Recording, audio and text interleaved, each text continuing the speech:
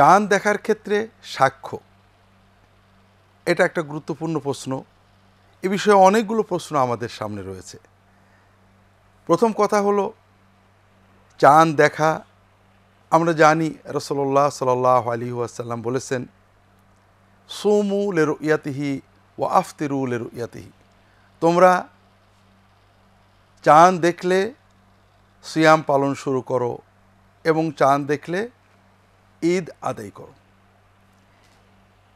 এই যে রাসূলুল্লাহ সাল্লাল্লাহু আলাইহি ওয়াসাল্লামের নির্দেশনা, এটা কোনো একক বা ব্যক্তিগত নির্দেশনা নয়। ইসলামের সামাজিক এবং সামষ্টিক ইবাদতগুলো রাষ্ট্র এবং সমাজ নিয়ন্ত্রিত। কাজেই যে কোনো ব্যক্তি চাঁদ দেখবে, বাকি সবাই রোজা রাখবে, অথবা যে যেভাবে চায় রোজা রাখবে, এই ব্যবস্থা রাসূলুল্লাহ সাল্লাল্লাহু আলাইহি ওয়াসাল্লাম দেননি। এজন্য অন্য হাদিসে রাসূলুল্লাহ সাল্লাল্লাহু আলাইহি ওয়াসাল্লাম বলছেন, আস-সাওমু আউল ফিতরু ইয়াওমা আফতারান নাস ওয়াল আযহা ইয়াওমা ইযাহিন নাস আউল ইমাম। যেদিন সকল মানুষ ঈদুল ফিতর আদায় করবে সেদিনে ঈদুল ফিতর আদায় করতে হবে। যেদিন সকল মানুষ ঈদুল আযহা আদায় করবে, অথবা রাষ্ট্রপ্রধান যেদিন ঈদুল ফিতর ঈদুল আযহা আদায় করবেন, সেদিনেই সবাইকে ঈদুল ফিতর ঈদুল আযহা আদায় করতে হবে। অর্থাৎ রাষ্ট্র এবং সমাজকে নিয়েই এই উৎসবগুলো, এই ইবাদতগুলো পালন করতে হবে।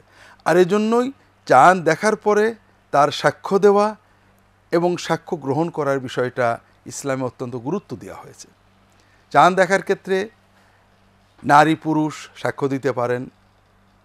এক্ষেত্রে যারা চাঁদ দেখবেন, চাঁদ দেখা কমিটি অথবা ম্যাজিস্ট্রেট অথবা কাজী, আঞ্চলিক কাজী, বিচারক, এদের কাছে যেয়ে তারা সাক্ষ্য দেবেন এবং এই সাক্ষ্য যদি সরকার গ্রহণ করেন, সরকারি ঘোষণার পরে সে দেশের মুসলমানেরা সিয়াম পালন করবেন।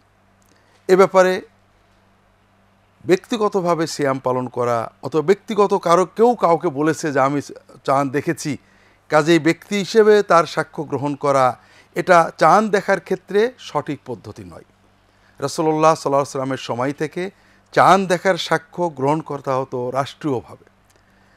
এক ভাই প্রশ্ন করেছেন, যদি কোনো ব্যক্তি অন্য দেশের চাঁদ দেখা অনুসরণ করেন, তাহলে সেই অন্য দেশের চাঁদ দেখা অনুসারে নিজের দেশের মানুষের সাথে ঈদ না করে পরে ঈদ করা তার জন্য বৈধ কিনা? সম্মানিত দর্শক, এই বিষয়টা আমরা একটু আগে বলছিলাম। চাঁদ দেখার ক্ষেত্রে আমরা একটা হাদিস অনেকেই জানি যে চাঁদ দেখে রোজা রাখো, চাঁদ দেখে ঈদ করো। কিন্তু এই চাঁদ দেখা প্রত্যেকে যার যার মতো দেখবে আর ঈদ করবে, একটা সমাজ জাতির মুসলমান এক একজন এক একভাবে ঈদ করবে, এই ব্যবস্থা ইসলামে অনুমোদন করা হয়নি। ইসলামের সামাজিক ইবাদতগুলো, যেগুলো অনেক মানুষ একসাথে করে, এগুলো রাষ্ট্র এবং সমাজ নিয়ন্ত্রিত। আর এজন্যই রাসূলুল্লাহ সাল্লাল্লাহু আলাইহি ওয়াসাল্লাম বলেছেন, যেদিন সব মানুষ ঈদ করে তোমরা সেদিনই ঈদ করো, যেদিন রাষ্ট্রপ্রধান ঈদ করে সেদিনই ঈদ করো। আর এজন্যই আমরা বর্তমান সময়ে সারা বিশ্বে একদিন ঈদের দাবি করে, অথবা সকল মুসলমানের মধ্যে ঐক্য সৃষ্টির আকাঙ্ক্ষায় একই দেশে একাধিক দিনে ঈদ পালনের মতো ন্যাক্কারজনক ঘটনা আমরা ঘটতে দেখছি বিভিন্ন মুসলিম দেশে, অমুসলিম দেশে বসবাসরত মুসলমানদের ভিতরে। সারা বিশ্বে একদিনে ঈদ সম্ভব কি অসম্ভব, এটা নিয়ে ওলামায়ে কেরাম আলোচনা করতে পারেন, পর্যালোচনা করতে পারেন, মতামত ব্যক্ত করতে পারেন। তবে আমাদের বুঝতে হবে আল্লাহ তাআলার দ্বীন অত্যন্ত সহজ।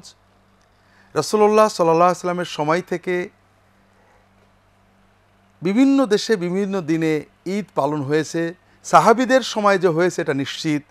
রাসূলুল্লাহ সাল্লাল্লাহু আলাইহি ওয়াসাল্লামের সময়ে যোগাযোগ ব্যবস্থা কষ্টকর থাকলেও ঈদুল আজহার চাঁদ দেখে ৫-৭ দিনের ভিতরে তৎকালীন মুসলিম বিশ্বের এক প্রান্ত থেকে আরেক প্রান্ত খবর পৌঁছে দেওয়া খুবই সম্ভব ছিল। কিন্তু কখনো রাসূলুল্লাহ সাল্লাল্লাহু আলাইহি ওয়াসাল্লাম এই ধরনের চেষ্টা করেননি। সাহাবীদের যুগে আমরা দেখি, যেটা সহিহ মুসলিম অন্যান্য গ্রন্থের হাদিস, সিরিয়াতে যেদিনে ঈদ হয়েছে মদিনাবাসী তার পরদিন ঈদ করেছেন।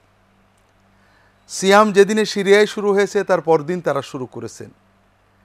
তারা রমাদান মাসের ভিতরেই খবর পেয়েছেন যে সিরিয়াতে একদিন আগে চাঁদ দেখা গিয়েছে। কিন্তু একদিন পরে ঈদ করার ভিতরে কোনো অকল্যাণ, কোনো সংহতি নষ্ট হচ্ছে অথবা মুসলমানদের কোনো ক্ষতি হচ্ছে, আগামীতে যেন এরকম না হয় সেজন্য কোনো সাবধানতামূলক পদ্ধতি অবলম্বন করা, সিরিয়াতে চাঁদ দেখলে সব দেশে জানিয়ে দেওয়া, এই ধরনের কোনো দাবি তারা করেননি। যুগে যুগে প্রত্যেক এলাকার মানুষেরা তাদের দেশের চাঁদ দেখার উপরে, তাদের এলাকার চাঁদ দেখার উপর নির্ভর করেছেন। কাজেই এক দেশের মানুষ অন্য দেশের চাঁদ দেখার উপরে নির্ভর করবেন, এটাই মূলত অবৈধ। রাসূলুল্লাহ সাল্লাল্লাহু আলাইহি ওয়াসাল্লাম বলছেন, আল ফিতরু ইয়াওমা আফতারান নাস, যেদিন মানুষেরা ঈদুল ফিতর আদায় করবে সেদিনেই ঈদুল ফিতর হবে। কাজেই আমি যে সমাজের সাথে বসবাস করি, ওই সমাজে বাস করে অন্য কোনো দেশের চাঁদ দেখার উপর নির্ভর করব, এটা প্রথমত আমার জন্য বৈধ নয়, কারণ আমার সরকার, আমার জনগণ ওই চাঁদ দেখাকে গ্রহণ করেনি। দ্বিতীয়ত, আমি আমার সমাজের ঐক্য বিনষ্ট করেছি। রাসূলুল্লাহ সাল্লাল্লাহু আলাইহি ওয়াসাল্লামের নির্দেশনা লঙ্ঘন করেছি। তিনি বলেছেন, যেদিন সব মানুষ ঈদ আদায় করে সেদিনে তুমি ঈদ আদায় করবে। কাজেই আমি যদি অন্য কোনো দেশের মানুষের সাথে করি আর আমার দেশের মানুষকে বাদ দিই, তাহলে এটা আমার জন্য বিভিন্নভাবে অবৈধ, মুসলিম সমাজের ঐক্য বিনষ্ট করা, রাসূলুল্লাহ সাল্লাল্লাহু আলাইহি ওয়াসাল্লামের হাদিস অমান্য করা হয়ে যায়। কাজে এই ব্যাপারে আমাদের সতর্ক সাবধান হওয়া উচিত। অনেক ভাই তাকওয়ার কারণে, রাসূলুল্লাহ সাল্লাল্লাহু আলাইহি ওয়াসাল্লাম বলেছেন চাঁদ দেখলে রোজা রাখো, অন্য দেশে চাঁদ দেখা গেছে, আমি রোজা না রাখলে গুনাহ হবে কিনা, আগে থেকে রোজা রাখতে শুরু করেছেন, রোজা 30 পূর্ণ হয়ে গিয়েছে, কাজেই তার দেশের মানুষ পরের ঈদ করবেন, তিনি আগে ঈদ করে ফেলতে বাধ্য হন। আসলে এটা আমাদের আবেগ এলেমবিহীন। চাঁদ দেখে রোজা রাখো, এটা যেমন রাসূলুল্লাহ সাল্লাল্লাহু আলাইহি ওয়াসাল্লামের নির্দেশ, তোমার দেশের মানুষের সাথে, রাষ্ট্রপ্রধানের সাথে, রাষ্ট্রের সাথে ঈদ করো, এটাও রাসূলুল্লাহ সাল্লাল্লাহু আলাইহি ওয়াসাল্লামের নির্দেশ।